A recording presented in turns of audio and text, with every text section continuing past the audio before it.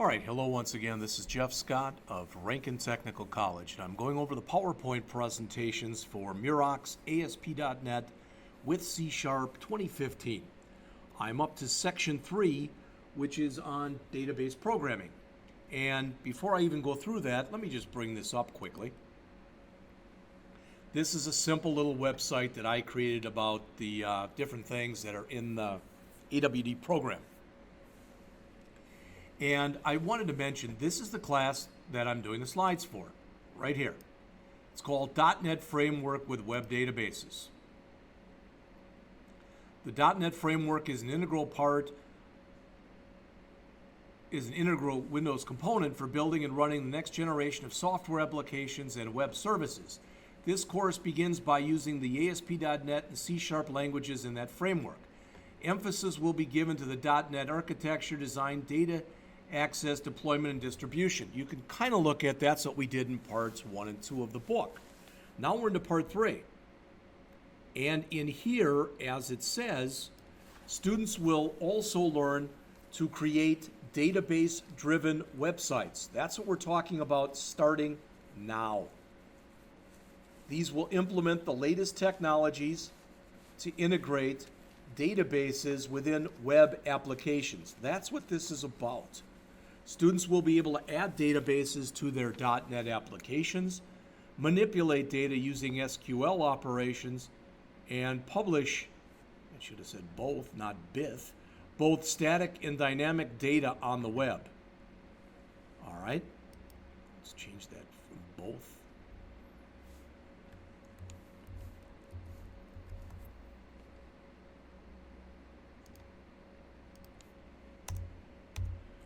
Do a better job of proofing my own stuff. So, there's both. All right, so why am I telling you that? Well, in this chapter, chapter 12, we're introduced to basically the typical types of database concepts and terminology that you know to start on this. This should be a review because we went over this stuff last semester in the C# class. In Chapter 13, we learn how to use the SQL data sources and the data list control to get data from a database. At least in Chapter 13, we'll do little to no coding. It's more drag and drop type of stuff. Chapter 14, we'll talk about the grid view, how to use that to create more complex applications, again, with little to no coding. The grid view is more like using a spreadsheet. It's got a spreadsheet look and feel. Then when we get into chapters 15 and 16, in chapter 15 we'll talk about the details view and the form view controls. And in chapter 16, the list view and the data pager controls. By then, we will be adding some code, but it'll be a minimum amount of code. Then, in chapter 17, we learn how to use the object data source to develop what are called 3-layer database applications. Talk about that at that time. Finally, we end this section in chapter 18 by showing how to use model binding with what's called the entity framework. So let's start with chapter 12. This is a short chapter. Much of it, again, I hope at least you're going to find is review to you, for you. All right, so let's get to it. An introduction to database programming. So here are our objectives.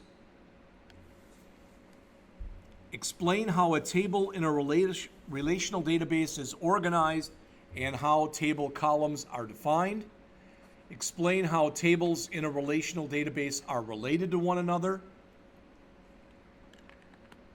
Describe what's called basically CRUD operations, which means create, read, update, and delete, where create is basically an insert, read is a select, update and delete are the names you see there.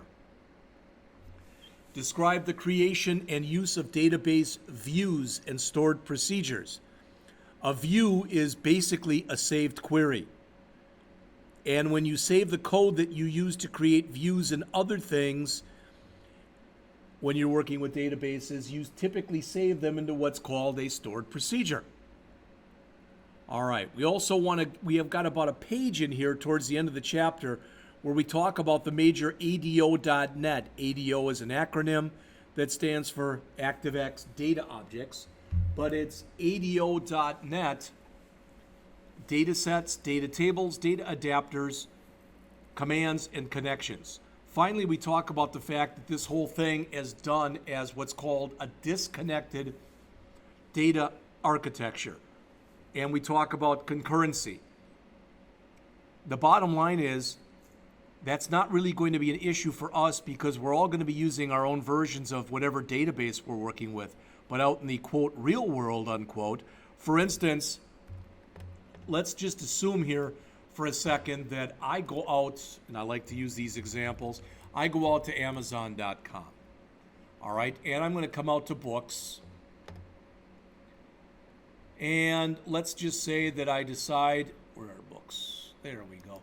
I want a book on ASP.NET databases, all right, and I see this beginning ASP.NET 4.5 databases, and I think that looks good. So I go and I click right here.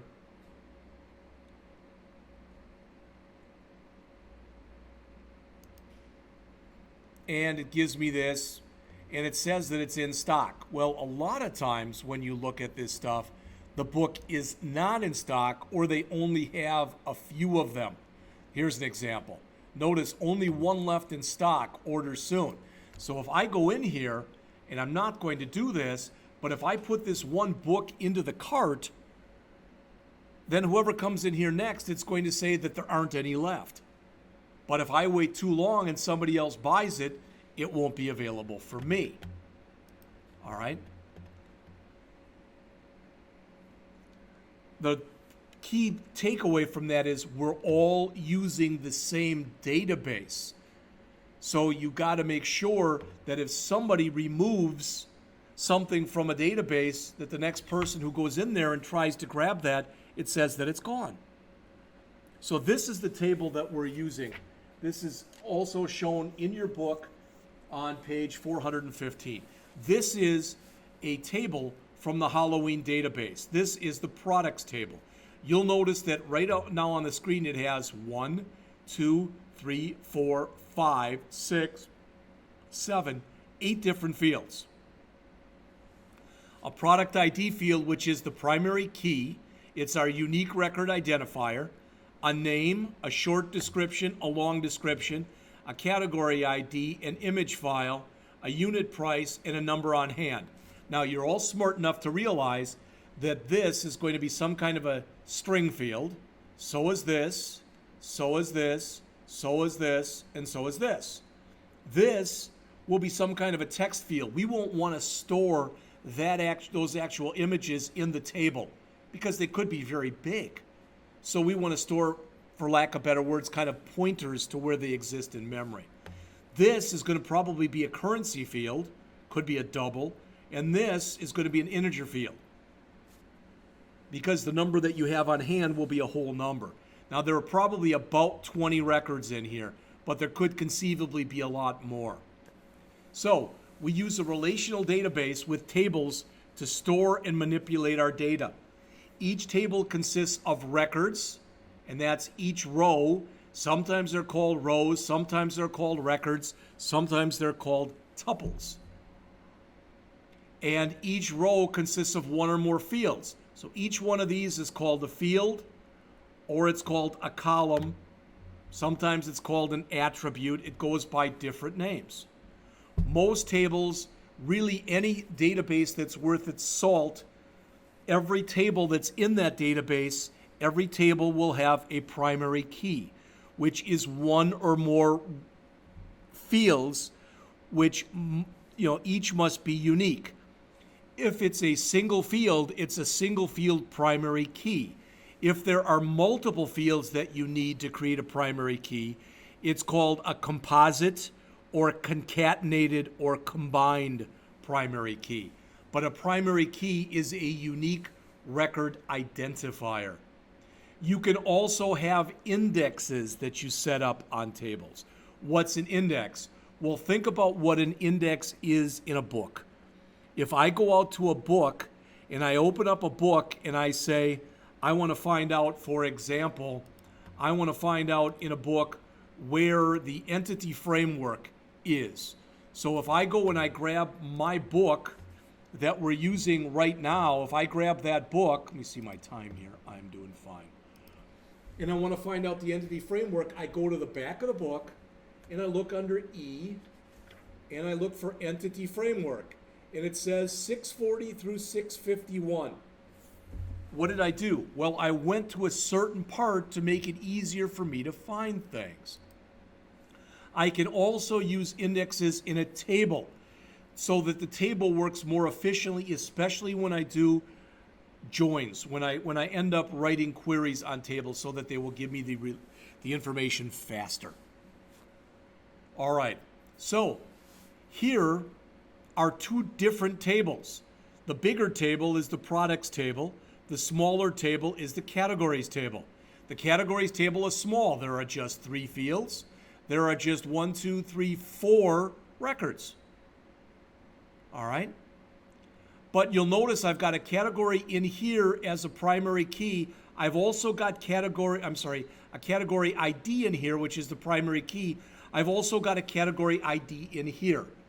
This table, these two tables show a relationship. It's called a one-to-many relationship.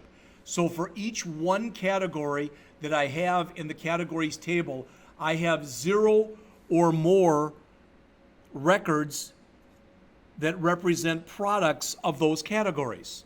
So this is the 0th, this is the 1. So this is the one-to-many relationship. When I take the primary key from my 1 table and I add it to my many table, then that field that we add as a primary key becomes what's called a foreign key. So tables in a relational database relate to each other through key columns. The foreign key is the primary key of a related table that we add to another table. All right, there are 3 basic types of relationships we have between tables. They are one-to-many, one-to-one, and many-to-many. One-to-many is the nirvana, or it's what we want in our relationships. That's what we had here. When you've got a one-to-one relationship, basically you could take all the information. If you've got 2 tables that are related in a one-to-one relationship, they could have been 1 table. You could have put everything in 1 table, but you chose for whatever reason to split them into 2. A many-to-many relationship can't be handled correctly by default by a relational database management system. So you create another table that has the primary key of the 2 tables you're trying to join. That becomes a join or a jump table. You'll see that as we go on in here. All right, so this is the design window for our products table that you see on the screen right here. All right, I'm going to stop right here.